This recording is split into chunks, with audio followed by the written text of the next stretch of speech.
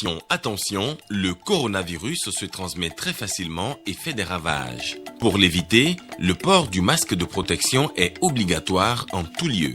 Dans l'administration publique ou privée, dans les réunions, les rencontres, dans les marchés, les magasins, les boutiques et lors des déplacements, le port du masque est obligatoire. Même dans les lieux privés, dès lors que l'on n'est pas seul, le masque doit être le fidèle compagnon.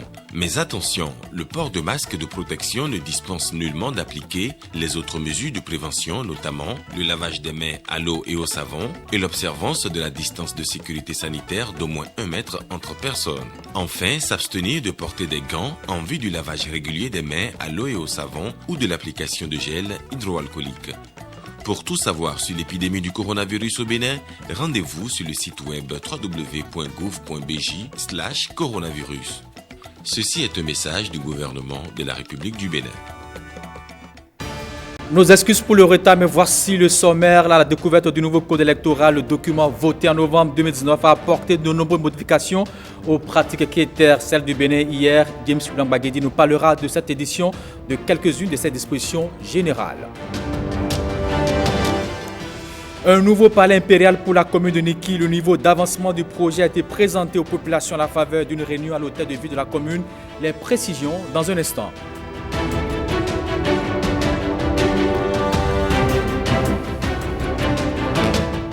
La Haute École de Commerce et de Management récompense ses meilleurs apprenants. Une soirée d'excellence a marqué la sortie des étudiants de cette université en fin de formation. À suivre les images dans ce 13h.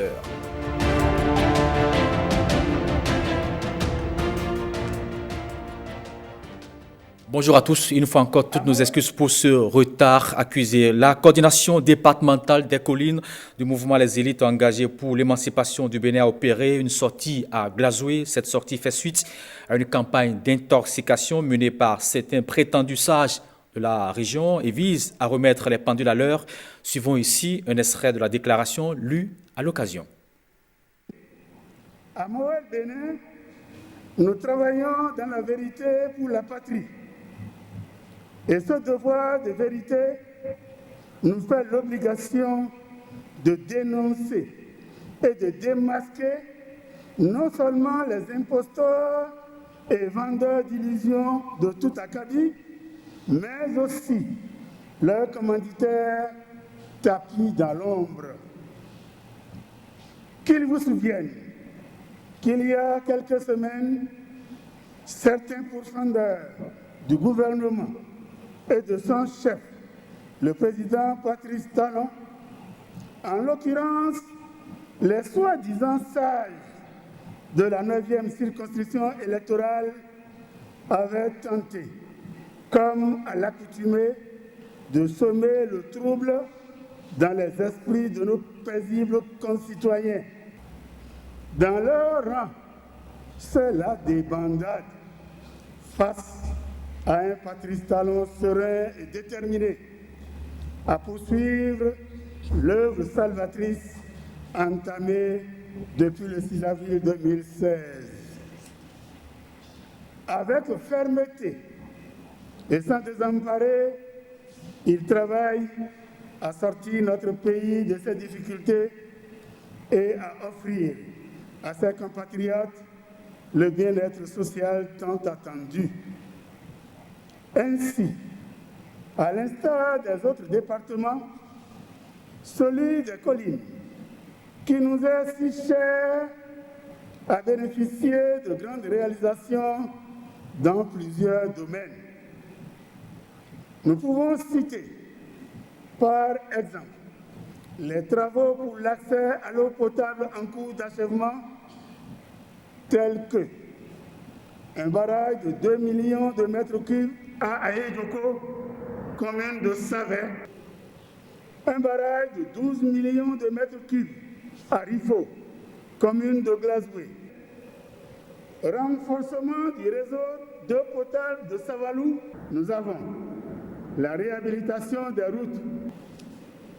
Nous n'occultons pas la construction en cours du marché international de Glazoué, l'achèvement de l'hôpital départemental des collines à Savet, le tribunal de 2e instance de Dassazoumé, La liste n'est pas exhaustive.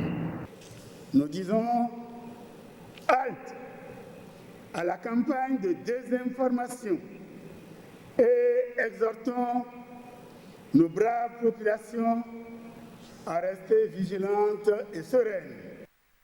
Et puis, dans quelques mois, l'élection présidentielle de 2021 aura lieu au Bénin. Elle se tiendra sur la base d'un code électoral voté en novembre 2019 et qui a apporté de nombreuses modifications aux pratiques qui étaient celles du Bénin hier. Nous proposons d'aller bien sûr à la découverte ou même à la redécouverte des dispositions de ce code, en commençant par quelques-unes de ces dispositions générales. James Blanc-Baguedi, commentaire. Le Parlement béninois, à l'issue du dialogue politique d'octobre 2019, a procédé à l'étude et au vote d'un nouveau code électoral, la loi 2019-43 du 15 novembre 2019. Plusieurs notions générales y tiennent une place importante, notamment quelques-unes de celles définies à l'article 1er du code. Au terme du test, par exemple, un centre de vote est un lieu établi pour le vote. Il s'agit très souvent des établissements scolaires, qu'ils soient primaires, secondaires ou même universitaires, de locaux aménagés pour l'occasion au sein des mairies et des collectivités locales, ou encore, là où le besoin se fait sentir, de lieux publics que peuvent être les maisons du peuple ou les arbres à palabres. Les centres de vote sont subdivisés en postes de vote spécialement aménagés pour garantir la liberté et le secret de l'expression de l'électeur. Salles de classe, locaux ou espaces ouverts au public, tout y passe. Le code électoral consacre également la notion d'élection générale. Il s'agit des élections législatives et communales, encore appelées élections couplées organisées simultanément, puis de l'élection du président de la République au cours d'une même année. La notion est à mettre en parallèle avec celle d'année électorale, qui n'est autre que l'année au cours de laquelle ont lieu les élections générales, dans l'ordre établi par le Code. Au titre des généralités à l'article 1er du Code, figurent également les opérations regroupées sous le vocable audit participatif. L'audit participatif consiste en une série d'opérations techniques complexes au nombre desquelles l'appurement et la mise à jour. L'appurement conduit d'une part à la rectification des erreurs matérielles, d'autre part à la radiation des personnes ne devant pas ou plus se trouver sur la liste électorale. Les défunts, les condamnés, les immigrants non enregistrés dans les ambassades et consulats ou encore les personnes enregistrées plusieurs fois. Quant à la mise à jour, elle concerne l'intégration des personnes ayant acquis le droit de vote, que sont les nouveaux majeurs et les naturalisés. La mise à jour concerne aussi le transfert de résidence pour les personnes qui en ont fait la demande ou y sont contraintes du fait de leur fonction. La ville de Grand Popo abrite depuis quelques jours une formation au profit des inspecteurs généraux des ministères. Cette formation vise à renforcer les capacités des agents des contrôles sur la prévention et la gestion de la fraude. Dans l'administration, la formation est assurée par l'Institut d'innovation en gestion et management d'Ierma Afrique. Bruno Soali, Cavado Aranou, pour plus de précisions. Une centaine d'inspecteurs généraux des finances et des ministères à l'école de la professionnalisation des contrôles financiers dans l'administration. Le combat a mené à l'issue de cette formation et pour lequel ces agents de l'inspection générale sont outillés est la prévention et la gestion de la fraude. Ça s'inscrit en fait dans la professionnalisation des organes de contrôle qui vous souviennent que lors de sa prestation de serment, le chef de l'État en 2016 disait qu'il allait professionnaliser les organes de contrôle pour que ce ne soit plus, pour la plupart des réservoirs de cadres démis de leurs fonctions. Donc, depuis 2018, il y a des tests qui ont été pris dans ce sens-là pour professionnaliser, d'abord sécuriser les organes de contrôle. Désormais, il y a le corps des inspecteurs de ministère qui doivent être animés par des professionnels, comme dans les corps des inspecteurs des finances, inspecteurs des services et emploi public. Plusieurs modules sont conçus pour remettre à niveau les participants à cette formation, assurée par l'Institut d'innovation en gestion et management, une expertise burkinabé au service de 14 pays africains depuis une vingtaine d'années. Nous aurons 4 modules phares à présenter. Le premier module va porter sur les généralités sur la fraude, le concept de fraude, sa manifestation. Et le deuxième thème va porter sur la manifestation de la fraude dans les marchés publics, comment faire pour identifier les fraudes dans les cas des marchés publics. Et le deuxième module va porter sur la pratique de l'audit et surtout l'audit des performances. Et le troisième module sera relatif au processus de conduite donc des investigations et des enquêtes. 10 jours pour 2 vagues de 50 inspecteurs généraux des finances et des ministères. Un séjour à Grand Popo pour faire face aux cas pratiques de risque de fraude dans l'environnement administratif béninois. Bien, la fraude, c'est tout comportement illégal, tout comportement qui peut avoir pour l'intention de faire bénéficier donc, disons, la personne qui commet l'acte. Par conséquent, la fraude peut être appréhendée dans toutes les dimensions, que ce soit au Bénin, que ce soit au Burkina. C'est vrai qu'il faut avoir une approche contextuelle, parce que selon les pays, on a quand même le facteur culturel qu'il faut tenir compte, mais aussi il faut avoir également l'organisation, la qualité des procédures mises en place qui peut laisser des failles et qui peut permettre donc la manifestation donc, des fraudes. L'Inspection générale des finances doit la tenue de cette formation au projet d'appui à la gestion des investissements publics et à la gouvernance pour repousser loin de l'administration béninoise la fraude, ennemie de la bonne gouvernance. Allons à présent au nord du pays, et plus précisément à Niki. En prélude à la cérémonie de lancement de la foire économique, une déclaration a été rendue publique à la salle de la réunion de l'hôtel de ville de Niki. Il s'agit du niveau d'avancement du projet de construction du nouveau palais impérial de cette commune. Les précisions, Ousmane Baparapé. Ce que le président Patrice Talon dit, il le fait. Merci, mille fois merci, excellent monsieur le président de la République, Patrice Talon. Au nom de toute l'ère culturelle Bâtonnou, qu'il est en train d'honorer. Ce remerciement à son Excellence, M. Patrice Talon, le président de la République, chef de l'État, chef du gouvernement, le mérite. Car pour nous, population de l'ère culturelle Bâtonnou et Boho, il aurait effacé de la honte qui n'a que trop duré à travers ce projet de construction du palais impérial de Niki. En effet, Niki est le berceau de ce vaste empire de Batongbou qui est composé de 6 dynasties et qui couvre toutes les communes du Borgou à Libori, les 2 Kapé et une grande partie du Nigeria. À travers ce projet, le chef de l'État est en train de nous prouver qu'en politique, il y a aussi des hommes de valeur qui tiennent parole et nous sommes fiers de lui pour sa détermination et sa clairvoyance. Les travaux évoluent et le contact n'est pas rompu avec le comité de contact de l'Altesse. Je tiens à dire à tous les maires du Borgou et à toutes les populations de l'ère culturelle Bâtonnou et Boho, natives ou résidentes, lui seront reconnaissants de l'aboutissement de ce projet qui a démarré depuis 2019. C'est pourquoi nous prions que Dieu Tout-Puissant le bénisse abondamment et le protège. Les mots nous manquent pour lui exprimer le sentiment de reconnaissance des populations concernées par ce projet. Seul Dieu pourra le récompenser. On ne quitte pas Niki. L'essor économique des communes du Borgou préoccupe les maires et les partenaires au développement. Le lancement officiel de la 8e édition de la foire économique régionale du Borgou à Niki est en une illustration. Les exposants venus de toutes les contrées du Bénin n'attendent que les férus des produits locaux pour mieux les valoriser.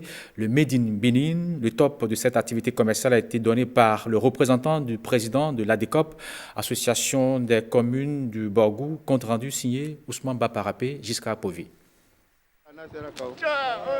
Niki, la capitale du Barotem, abrite ainsi la 8e édition annuelle de la foire économique régionale, une activité commerciale autour des produits locaux et divers articles. Moi j'ai amené du prêt-à-porter hommes et dames. J'ai des ensembles hommes comme ce que j'ai porté. J'ai des chaussures dames, j'ai des ensembles dames, j'ai des robes bazins. Un peu de tout comme des ensembles traditionnels aussi, il y en a. Ici, l'événement se tient dans le strict respect des mesures barrières dans le cadre de la lutte contre la propagation du coronavirus, le Covid-19. Nous avons vu des forains qui ont quitté pratiquement toutes les communes du Borgou à Libori, qui ont amené des articles divers. Et nous pensons que cela va contribuer à l'amélioration de leurs revenus. C'est déjà un pas. C'est déjà une réussite puisque nous avons pris des contacts. Les forains même se sont connus. Ça va contribuer au développement de la production locale.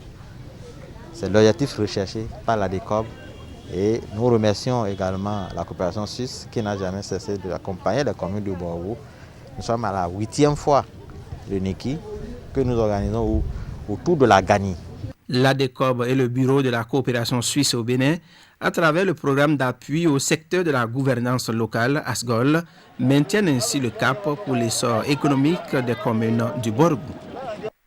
La Haute École de commerce et de management récompense ses meilleurs apprenants. Cette cérémonie baptisée Soirée d'excellence marque aussi la sortie des étudiants en fin de formation. Stasnas Linkmon, Robin Copin-Redor et Ramatoula Wani pour plus de précisions. Ils reçoivent ici des prix d'excellence, ces meilleurs étudiants de l'année académique 2019-2020. La Haute École de commerce et de management HECM tient ainsi à célébrer le mérite de ses meilleurs apprenants. Une célébration toujours cumulée à la cérémonie de sortie officielle des nouveaux diplômés dans différentes filières, qu'ils soient détenteurs de la licence ou du master. Cette école nous a permis d'acquérir des connaissances pratiques et théoriques dans les domaines de la gestion et des nouvelles technologies. Ces années passées à HECM furent denses, non seulement en apprentissage, mais aussi en émotions fortes et en rencontres. Ce soir, notre promotion lui décerne le prix du grand acteur de l'enseignement supérieur de qualité au Bénin. Veuillez, monsieur le promoteur, recevoir ce présent. Depuis les Seychelles, le parrain de la 21e promotion de HECM intervient par visioconférence. Lui-même, un ancien étudiant de l'école, partage son expérience professionnelle avec les nouveaux diplômés. L'occasion est aussi saisie par l'administration pour présenter au public les nouvelles réformes engagées. La Haute École de commerce et de management a mis en chantier plusieurs innovations pour parfaire la qualité de ces enseignements. L'inscription des étudiants en ligne, suivi de l'instauration de e-learning, fait de notre école le numéro 1 au Bénin et permet à nos étudiants de suivre leurs cours en ligne sans se déplacer de leur domicile. Devant le conseil scientifique de cette université privée, 4 nouveaux enseignants permanents recrutés ont prêté serment. Je félicite mes jeunes et nouveaux enseignants pour leur brillante entrée dans le corps professoral de HECM et je leur souhaite vraiment une très belle carrière. Je tiens à saluer particulièrement le directeur général de Airtel, qui a une grande société de téléphonie mobile aux Seychelles. C'est un ancien étudiant de HECM. Il a occupé plusieurs responsabilités dans divers pays dans son groupe avant d'être aujourd'hui à la tête de cette société aux Seychelles.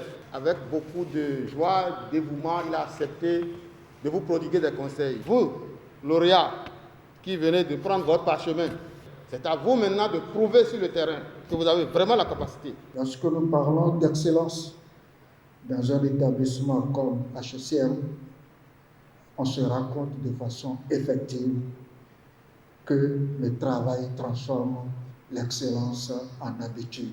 Sur les sites de HECM Boycon et de HECM Parakou, les responsables ont aussi sacrifié à cette tradition de célébration de l'excellence. L'eau est aujourd'hui une denrée disponible au Bénin. Elle coule dans tous les robinets, chose rendue possible grâce à la volonté du gouvernement via le PAG, le programme d'action du gouvernement pour toucher du doigt cette disponibilité. Nous sommes allés à la rencontre des populations dans 4 villes du Bénin. Voici les images. Plateau d'Abomey, Boycon et environ, le terroir natal du résistant Béanzin. Ses descendants ont continué à affronter un ennemi plus redoutable, le stress hydrique, le manque cruel de l'eau potable. Depuis plus de 2 ans, ce souvenir douloureux est effacé via un vaste projet de renforcement des systèmes d'eau. Cet octogénaire de Davougon témoigne. Aujourd'hui, nous sommes ravis parce que l'eau vient maintenant abondamment. L'eau de la Sonore maintenant, c'est changé. Par rapport auparavant, c'est changé. Une situation de stress hydrique. Le centre de santé Saint-Camille l'avait vécu. Une difficulté que les responsables n'ont pu gérer malgré les forages. Mais aujourd'hui, ils applaudissent la détermination du gouvernement à donner de l'eau potable à toutes les populations. Et oui, vraiment, c'est un véritable soulagement pour nous. Nous avions beaucoup de citernes, un château d'eau. Nous avons été obligés de construire un second château d'eau. Nous avons un forage. Mais quand l'eau de la ville arrivait à manquer, on ressentait ça douloureusement. C'était pénible en ce moment. Et maintenant que la situation s'est améliorée, vous pouvez comprendre que c'est un moment de grande joie pour nous. Et nous en profitons pour remercier le gouvernement qui vraiment, nous le voyons aussi dans la ville, est en train de faire un travail extraordinaire. Un système de distribution d'eau potable qui prend en compte le futur, l'étalement des villes, l'augmentation de la population. De 6 000 m3 d'eau potable par jour, la production est passée à 32 600 m3, de quoi couvrir les besoins jusqu'en 2035. Même redimensionnement dans la cité des Kobourou. La métropole du Nord Bénin abrite l'une des plus modernes usines de traitement d'eau potable de la sous-région. Une usine qui fait la fierté de ses populations. Nous avons maintenant de l'eau et avant, on rencontrait des coupures d'eau de façon anarchique, mais il y a un bon moment, on ne rencontre plus ça. On a de l'eau, et c'est-à-dire les gens utilisent de l'eau comme si c'était dans la rivière. Elles n'ont plus jamais manqué d'eau potable dans les robinets. Même les nouveaux quartiers en périphérique, le liquide est disponible avec un fort débit. Wallahi alhamdulillah faranyo ikulu iduhari wakandi adena duhari gina ata noruna asina donc ya bokulu na pompo no mansa bugu. Et il y a de cela, disons, 2-3 ans passés, ces zones n'avaient pas de l'eau du tout. Mais avec l'arrivée du projet, nous avons essayé de couvrir la zone de Wurutokoro et ses environs quand même. Donc, il y a beaucoup d'antennes qui sont déjà satisfaites. Mais bientôt, parce que les populations continuent par manifester, comme la ville s'étend, bientôt il y a une deuxième phase en cours pour satisfaire ceux qui ne sont pas encore satisfaits. Bon, pour le moment, nous avons pu faire environ 316 km de réseau et de transport comme de distribution. La deuxième phase va couvrir près de 600 km encore. À Djougou, la troisième ville la plus peuplée du Bénin, la courbe des abonnés ne cesse de monter. La satisfaction en matière d'eau potable est là. Des doléances aussi pour renforcer cette disponibilité. 24 heures sur 24, il y a l'eau. On n'a pas besoin de l'eau actuellement. Maintenant, on fait Piota très bien. L'eau est propre, tout est potable. Vraiment, on remercie Dieu. Vraiment, s'il peut penser à nous pour nous aider, surtout à nos anciens en eau potable, dans les périphériques du quartier Batolou, vraiment, ça nous fera beaucoup plaisir. La ville de Djougou fait partie des premières villes qui ont bénéficié du financement de PAG. Donc, depuis cet événement, le nombre d'abonnés n'a fait qu'augmenter. Et environ 700 abonnés directs sont branchés chaque année. Vous voyez, donc nous sommes partis d'un chiffre d'environ 2300 clients au départ. Aujourd'hui, nous sommes au-delà de 5000 abonnés. Donc, vous comprenez, depuis 2016 à nos jours, aujourd'hui, vraiment, nous avons impacté un très grand nombre de populations. De l'eau potable dans toutes les contrées du pays, ce pari est en train d'être gagné par le gouvernement. Un pari gagné avant l'heure, avant 2030.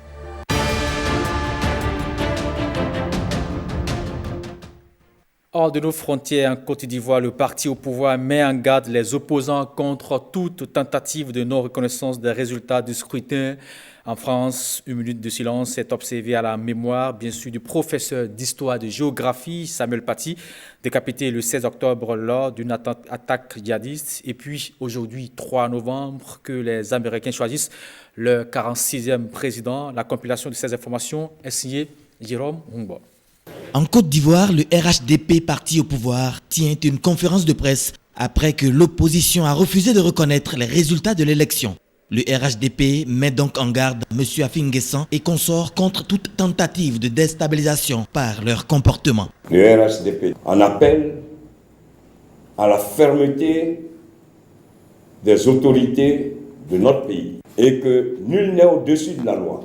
Protégée par un important dispositif policier, la commission électorale a commencé dimanche à égrener les résultats partiels de l'élection en direct à la télévision. Sans réel adversaire en raison du boycott de l'opposition, le président Ouattara devrait s'imposer par un score écrasant, notamment dans le nord du pays, qui lui est traditionnellement acquis. Et malien. En visite au Niger, la ministre française des Armées, Florence Parly, annonce la tenue d'une opération d'ampleur dans la zone des 3 frontières, à proximité du Burkina Faso, menée conjointement par la force française Barkhane, l'armée nigérienne et l'armée malienne. 3000 soldats français, nigériens et maliens, dont plus d'un tiers sont nigériens, ont mené ces dernières semaines une opération d'ampleur dans la zone des 3 frontières. Ils ont travaillé de façon pleinement intégrée sur le terrain, aussi bien qu'au sein des chaînes de commandement, en traquant les groupes armés dans leur zone sanctuaire.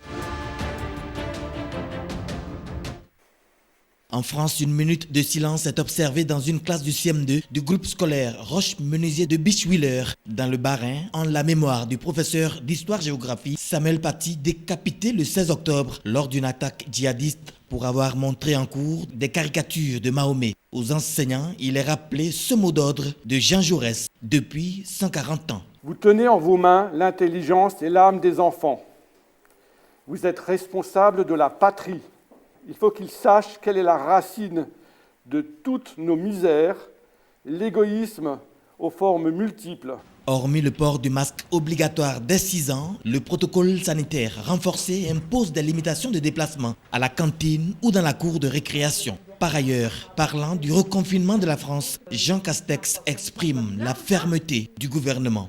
Nous ne reviendrons pas, c'est certainement pas le moment de revenir sur les mesures annoncées. C'est beaucoup trop tôt. D'ailleurs, je dois vous dire... Pas de réouverture dans l'immédiat. Pas de réouverture, madame. Et je vois même qu'il faut que toutes et tous, au-delà des commerçants, que nous soyons extrêmement vigilants, que nous respections ce confinement. Il en va de la survie de l'économie, il en va de notre santé collective. 3 novembre, c'est la date des élections présidentielles, législatives, sénatoriales américaines qui se déroulent traditionnellement le mardi suivant le premier lundi du mois. 230 millions d'Américains sont invités à voter pour la présidentielle, scrutin souvent marqué par une importante abstention. Mais l'élection de cette année pourrait enregistrer une forte participation puisque le vote anticipé a déjà battu des records. Au total, plus de 14 milliards de dollars ont été dépensés sur l'ensemble des scrutins du 3 novembre, dont plus de 7 milliards de dollars pour des sièges au Congrès. Par ailleurs, des professeurs d'écoles d'art indiennes peignent le président américain Donald Trump et le candidat démocrate à la présidence et ancien vice-président américain Joe Biden à l'approche de l'élection présidentielle devant une école d'art à Bombay. Et pendant ce temps, en Russie, dans un zoo sibérien, un ours et un tigre semblent prédire la victoire de Joe Biden face dans leur cage à 2 pastèques, l'une avec le portrait de Donald Trump et l'autre avec celui de Joe Biden. Ils se dirigent vers la pastèque du candidat démocrate à la présidentielle américaine. Oui, ainsi. Thème à cette édition de la mi-journée. Merci d'avoir suivi. Et pour finir, nous souhaitons joyeux anniversaire à Pamela Ikeme. Elle souffle aujourd'hui une bougie de plus. Ce sera tout pour ce 13h. Demain, 13h pour un autre rendez-vous. D'ici là, portez-vous bien.